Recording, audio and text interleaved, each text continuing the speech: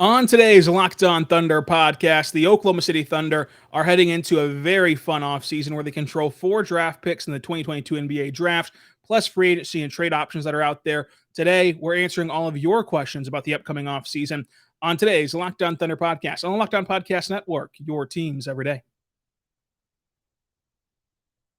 You are Locked On Thunder, your daily Oklahoma City Thunder podcast. Part of the Locked On Podcast Network, your team every day.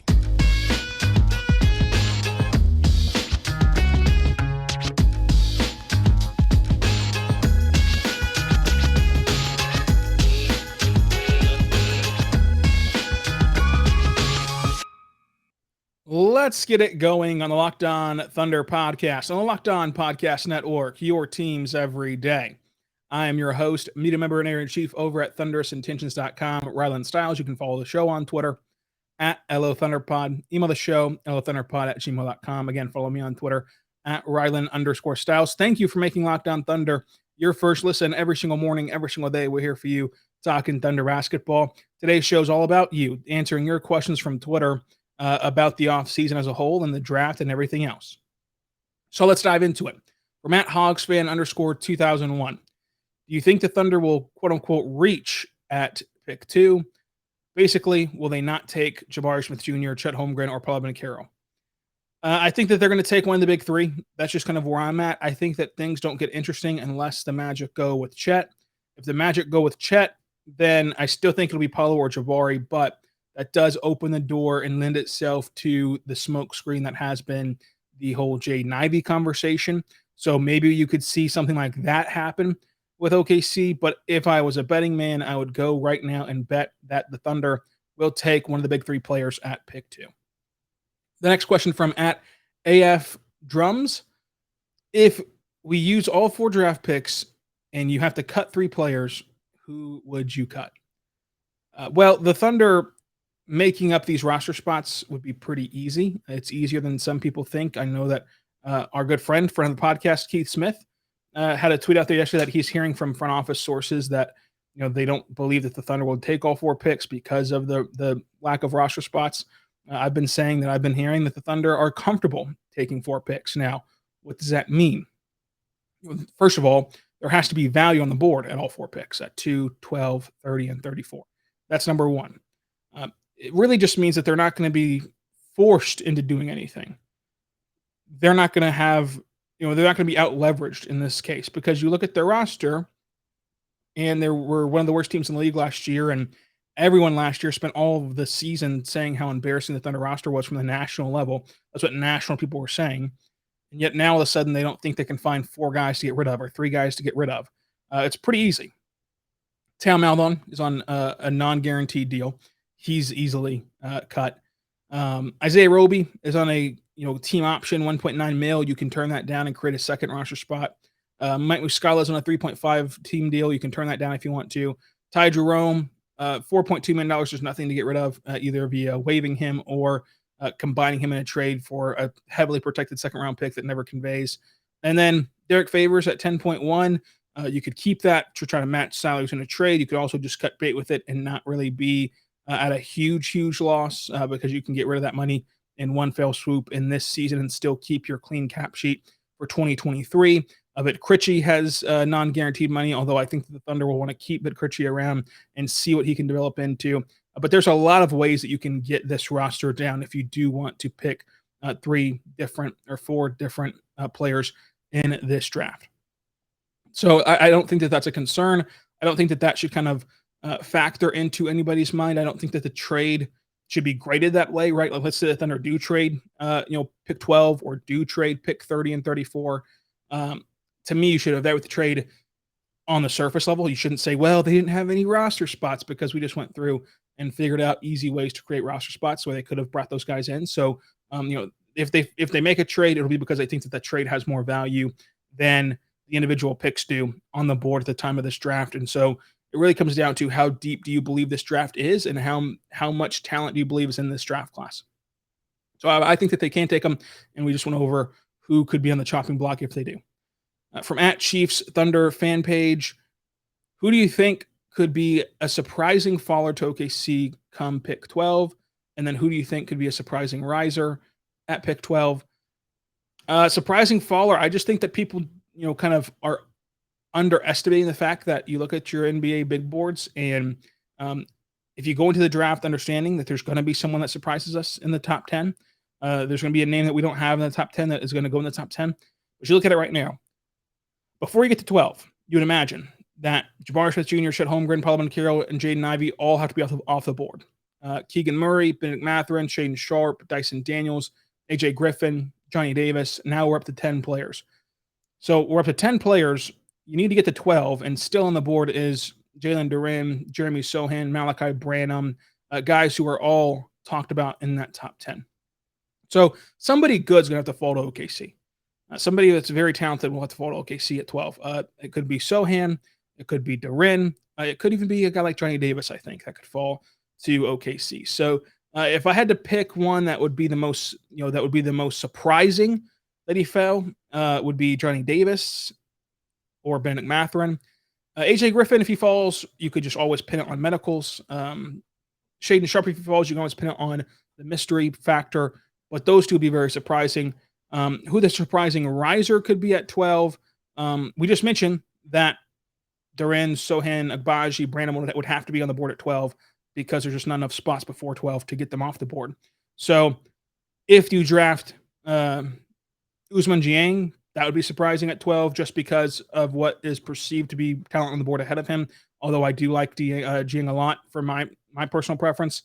If you drafted, I could see Jaden Hardy being somebody's pick in the top 12, like a surprise, like pick like Josh Primo, where you just want a bucket getter that can kind of do it all.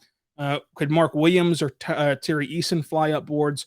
Maybe, but that's kind of where the list stops. So I'd go, the surprise candidate would be Ousmane Dieng or Jaden Hardy for me if we get a surprise in the top 12.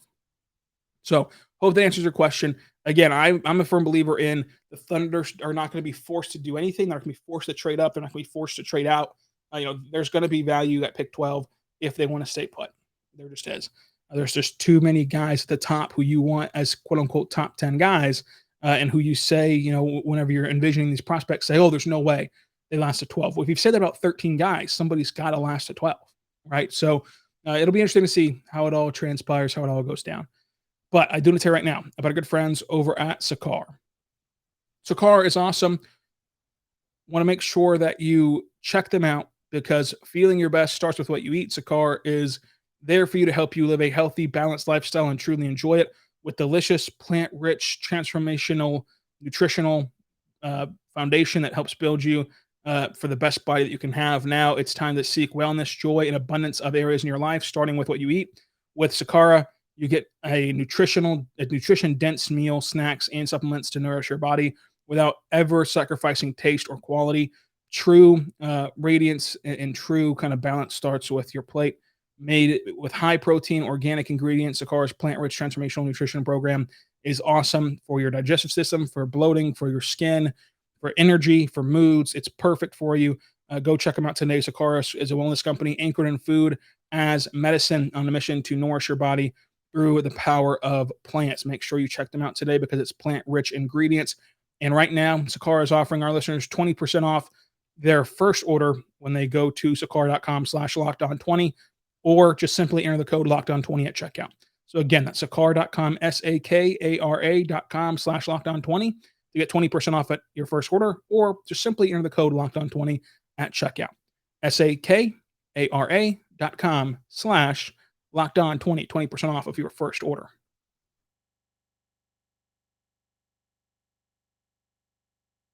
We are back on the Locked On Thunder podcast, on the Locked On Podcast Network, your teams every day. I'm your host, Rylan Stiles. You can follow me on Twitter at Rylan_Stiles. Follow the show on Twitter at LOThunderPod. Thank you for making Locked On Thunder your first listen every single morning, every single day. We're here for you talking Thunder basketball. Want to ask for a huge favor. Go check out our survey so we can learn more about listeners like you and we can make your favorite Locked On podcast even better. This is your opportunity to tell us what you like and don't like about the Locked On Podcast Network. Go to lockedonpodcast.com/survey right now to get started. It will not take very long, and everyone who completes the survey will qualify to have a chance to win one of 10 $100 Ticketmaster gift cards we give to our audience whenever you go to survey.com. I should say lockedonpodcast.com/survey. So make sure you check it out today, and thank you for your help. When we get back to these questions, I think that this mailbag has a lot of interesting topics. So the next one is from @Balewis32. In prior years, has it been difficult to find a trade partner for us to trade up in the draft? How optimistic are you that the Thunder will find a trade up partner at 12, even if the Thunder have to overpay? I think that it's been difficult to find a trade partners in the draft because you look at last year where Cade Cunningham was a clear number one, and there was a clear drop off. Right, I mentioned this all last year, the entire process. Last year's draft, you can't make a trade if you can't give somebody their guy, right? You just can't. Luka Doncic and Trae Young's trade, Tatum and Fultz trade. All those trades on draft night, the teams got their guys. At pick 6, you couldn't deliver their guys. For example, let's say that the Rockets and Pistons talked about a deal, right? And let's just say Troy Weaver loved Jalen Green and want to make a huge, swap and just wanted Jalen Green over Cade Cunningham. The Rockets can still give, the Pistons can still give the Rockets Cade Cunningham, and the Rockets can still give the Pistons Jalen Green. Each get their guy, and then you throw in a sweetener as well if you're the Rockets. So you need to be able to deliver on these trade ups. That's what draft night trades are made out of, right? And so moving up from pick 12 will be easier because it's not a high leverage pick like 6 through 1. It's just like trading up from the second round like they did last year, or trading up from pick whatever in the 20s to get Poku in the high 16s with Minnesota. It's easier to trade the further away you get from the top of the draft. So yes, you can trade it from pick 12 and be pretty easy. I mean, maybe you can target a team like Washington or a team like Indiana or New Orleans, but what's the incentive there? Again, you wouldn't want to just overpay just to do it, especially in a draft class where these talented guys are not heavily separated at all. So at Rita V1, does 2023 Washington first round pick and 12 for pick 10 make sense to let Washington have a more flexible future and the Thunder get to move up 2 spots? Again, I think it would make sense in general, but when you're talking about trading up from 10, you're sacrificing 2 spots and giving them their first round pick back to do it. I in this draft specifically, I wouldn't do that because I don't think that the difference in who you're going to get at 10 versus 12 is worthy of a first round pick. I just don't. But that could be a trade that works out for both sides and that we could very well see come draft night. From @Jared_Persevel, can we please start calling Shai's sidestep 3 the Shai step? It needs more recognition. You can call it whatever you want to call it. But yeah, I mean, that's a great nickname. The Shai step for his sidestep 3s. He likes to work on those. He likes to pull them out. It's very fun. Now, this is a good question from @KevinButler OKC. If you could choose any power, what would it be? Would it be to read Sam Presti's mind or teleport to any Thunder game? This is a tough one because they both would impact my job, right? If I could read Sam Presti's mind, that's the ultimate source, right? That's the ultimate source. I can blast out that information everywhere. Sam would be so confused as to how I got the information. It would be insane. If I could teleport to every single game, though, I could live wherever I wanted to live and still cover every single game, home and road, by just snapping my fingers and going there. They're both interesting in their own ways. I think I would do the teleportation one because it gives you more flexibility on where you live and what you do with your life. And if you could read Sam Presti's mind, it would be cool. Don't get me wrong. It'd be cool to say sources today on June 8th and say the Thunder are picking so-and-so at pick 2. But that also ruins kind of the fun of it. That kind of ruins the surprise of it all, right? It ruins kind of the anticipation factor as well. Ruins the speculation. If I just knew what the Thunder were going to do, it'd be hard to make these speculation podcasts because I'd be just like, well, this is stupid. I know what's going to happen. This is a waste of time, right? So I'd pick teleportation, but it's very, very close, and both of them enhance my job a lot. But that's a good question. We have another hypothetical question like that coming up that I think is really, really fun. At Joanne_Paulo_8, or 6, I should say. What moves do you expect the Thunder to make once free agency starts? We're not the free agency destination, but do you expect us to sign anybody? Maybe some vets to help the young core. I expect it to be a very quiet free agency period for OKC. I really don't expect anything to happen in free agency for OKC. They want to keep 2023 as a clean cap sheet situation, and there's not a ton out there. And again, why bringing in a veteran for this young core whenever you have a guy like Kenny Hustle who you've not traded at the highest of his powers because he's a veteran power for you? I don't really see them doing much in free agency at all, but maybe they could. Who knows? Number 2, how seriously would you take Bazley's end of the season going forward? I still believe he has a ton of potential. Yeah, I like Darius Bazley a lot. I think that his season-ending surge was mainly a product of the Thunder utilizing him better. You kind of look at what happened, and I've been saying all along that the issue with Darius Bazley has not been necessarily Darius Bazley. It's been he's not built to be a corner sitter. He's not built to just sit around the three-point line. He's built to move. He's built to relocate. He's built to cut. He's built to use his athletic ability. He's built to be on ball some as well. And when the Thunder finally put him in those roles all throughout his career, not just last year at the end of the year, but all throughout his career, whenever he's been put in those roles to use his athletic burst and use his gifts that he has on the floor, he's been very good. And then you saw him become top tier defensively, which is a big part of why the Thunder team defense was very good, even for a tanking team. You take out the last couple of games where they were playing nobodies, right? And they didn't even play Poku. They were tanking so hard. You take out that sample size of games at the end of the season, and they were a really good defensive team, going back to January and February. So I think that, with Bazley, I believe in his outbreak. Now he's got to do it consistently. And even though I don't think he's a corner shooter and a corner sitter, he does need to get better as a shooter in general. He just has to get better as a shooter and has to improve that three-point shot. So if he can do that one little thing, which is easier said than done, yes, I do think he's going to be a good player and still have potential, even as he's in year 4 or 5, whatever it is now. But I do want to hear it now. My good friends over at BetOnline. BetOnline is incredible. BetOnline.net is your number one source for all your sports betting and info needs. So go right now and find the latest sports developments, odds, and info from this year's NBA Finals matchup, the Hockey Conference Finals, MLB, MMA, UFC, boxing, everything you need. Check them out today. BetOnline is where the game starts. Make sure you check them out today. This is how easy it is, folks.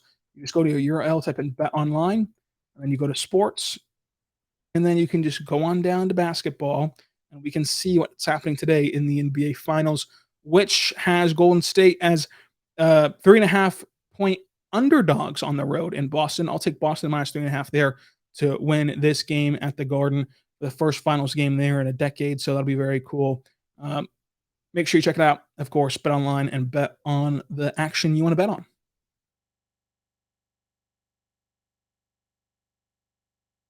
We are back on the Locked On Thunder podcast, on the Locked On Podcast Network, your teams every day. I am your host, Rylan Stiles. You can follow me on Twitter at Rylan_Stiles. Follow the show on Twitter at LOThunderPod. Email the show, LOThunderPod@gmail.com.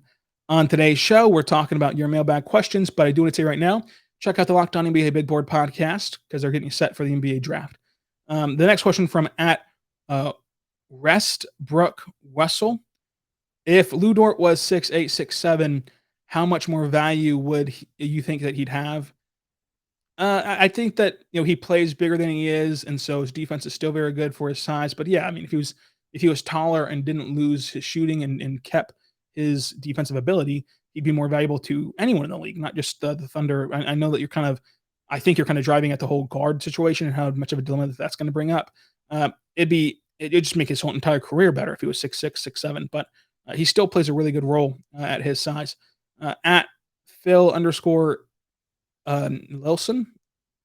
This is my favorite question of the whole pod.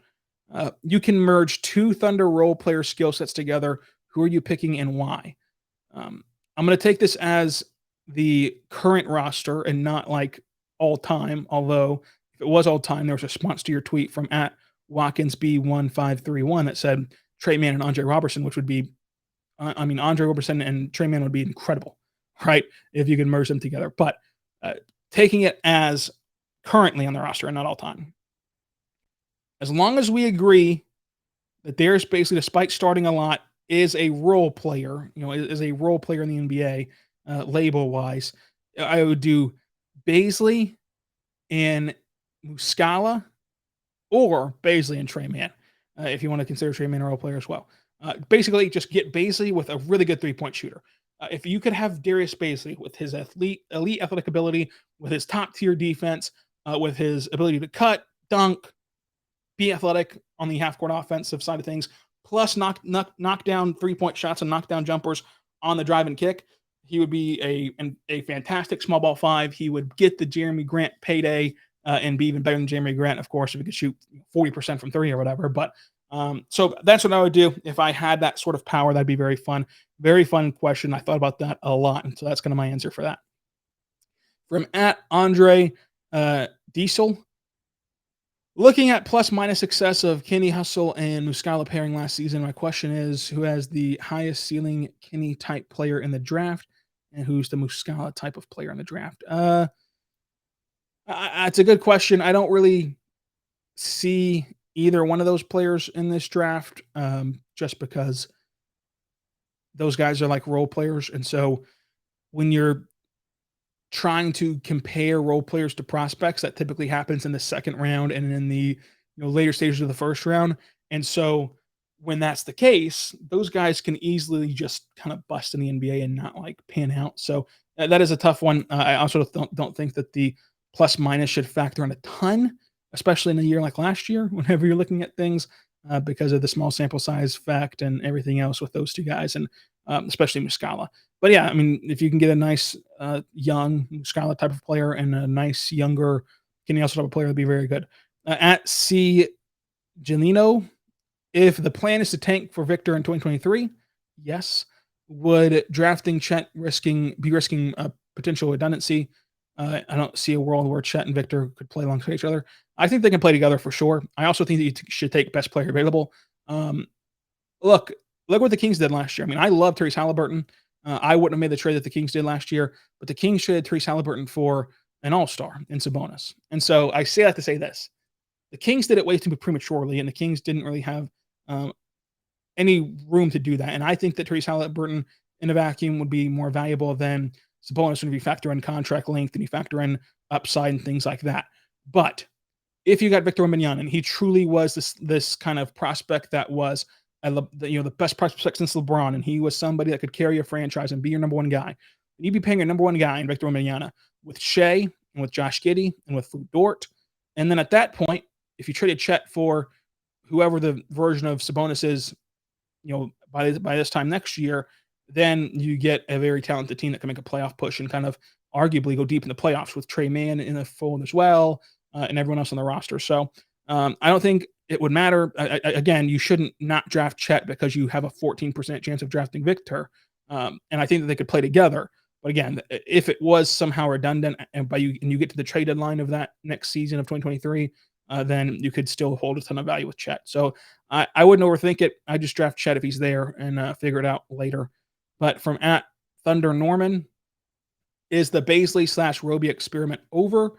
Should the Thunder draft at 12 to replace them? No, I don't think the Thunder should draft at 12 to replace Roby/Bazley if you're driving at replacing them as a 5 or whatever. This team, you just shouldn't draft to replace anybody. You should just draft whoever the best player is and let the fallout happen as it may, but you shouldn't just go draft small ball 5 to draft a small ball 5 to get rid of Roby or Bazley. But yeah, I mean, Roby's contract situation is that to where maybe he will have his option declined or get traded into a trade to go to a new NBA team. But again, at 12, you draft the best available player, no matter if that's a guard, a forward, a center, a wing, whatever it is. You just draft the best player available. So from @Jose Anduar CNB, expecting new rookies, I am betting that we'll not draft 3/4 guys who should get minutes next year. Do you give minutes to guys like Kenny or to Poku? Yeah, you give minutes to Kenneth Williams and Pokuševski next year, no matter who you draft. Would Shaedon Sharpe be a good fit in OKC? Would he fall to number 12? I'm glad you brought this up at Harry Swag. This is our last question today. When you bring up Tankathon.com, Shaedon Sharpe going to go to Orlando, Oklahoma City, or Houston? No. Is he going to go to Sacramento? Doesn't seem like it. Will he go to Detroit? Maybe, but they seem to love, Keegan Murray. Would he go to Indiana? I just don't think that. Shaedon Sharpe is a Rick Carlisle kind of guy. So I'm going to say no. Is he going to go to Portland? Portland's in win now mode. I don't think they're going to want a Shaedon Sharpe kind of guy. At 8, is he going to go to New Orleans? Maybe, because New Orleans has a playoff rotation of like 8-10 guys that they feel good about, so they can take a shot on a guy who they don't really care if he becomes a rotational piece for them or not in the immediate future. So maybe. Is Shaedon Sharpe a San Antonio kind of guy? Doesn't seem like it. Is he a Washington kind of guy? That's kind of where you start to get in the range of like Washington, New York, OKC. We just have to take him because he has so much upside. So like if he falls to 10, if he gets past New Orleans and San Antonio, then with OKC, you can make that trade that we mentioned earlier and give up a 2023 first-round pick from the Wizards that has all those protections on it, and pick 12 and go get Shaedon Sharpe because he has so much upside and so much perceived value. So I think it is possible. I think it's more possible than people realize, especially if the reports are true about the fact that scouts are all over the place are saying that that they don't love what they're seeing from Shaedon Sharpe in his camp. We had Derek Murray on the podcast, former front office executive, on the podcast Monday, saying that he's talked to a lot of teams in the top 10, and they were all saying, look, he's going to get drafted top 10, but not by us. He's going to get drafted top 10, but not by us, etc.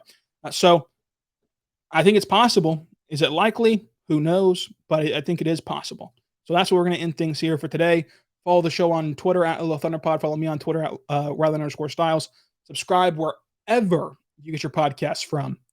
And until tomorrow, be good and be good to one another.